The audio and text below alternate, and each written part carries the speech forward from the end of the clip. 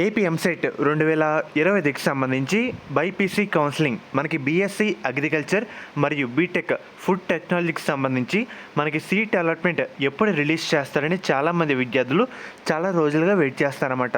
Finally మనకి ఈరోజు update అయితే రావడం జరిగింది. మెయిన్గా మీరు ఒకసారి స్క్రీన్ మీద చూస్తున్నారు కదా, మనకి వెబ్సైట్లో కూడా ఇంటిమేట్ అయితే చేశారు ఒక డిస్ప్లే రూపంలో. మెయిన్గా మీరు ఒకసారి ఇక్కడ స్క్రీన్ మీద చూస్తున్నారు కదా, first phase seat allotment will be enabled on 29 September అని చెప్పారు. 29 సెప్టెంబర్ వచ్చేసరికి మనకి ఈరోజే ఫస్ట్ ఫేజ్ సీట్ అలాట్మెంట్ అయితే రిలీజ్ చేస్తారనమాట. మ్యాక్సిమం ఈరోజు ఈవినింగ్ 6కి ఆ రేంజ్కి అయితే మనకి వచ్చే అవకాశం అయితే ఉంటుంది. ఈవినింగ్ 6 PM కల్లా వచ్చే అవకాశం అయితే ఉంటుంది అనమాట.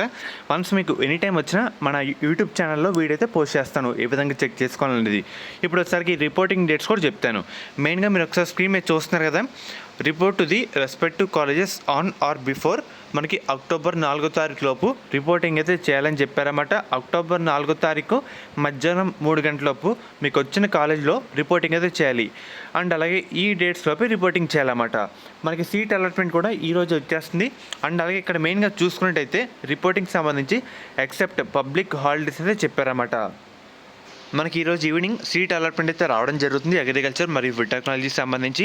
మెయిన్గా శాస్త్ర కాలేజ్ అన్నమాట. ఈ కాలేజ్ అయితే మనకి నెల్లూరులో అయితే ఉంది. వీళ్ళు ప్రొవైడ్ చేసే కోర్సుల విషయానికి వస్తే కనుక బీఫార్మసీ, ఫార్మడీ. మెయిన్గా గవర్నమెంట్ నుంచి 38,000 ఫీజు రియంబర్స్మెంట్ కాకుండా 20,000 కట్టి మనం ఈ కాలేజ్లో జాయిన్ అయితే అవ్వచ్చు.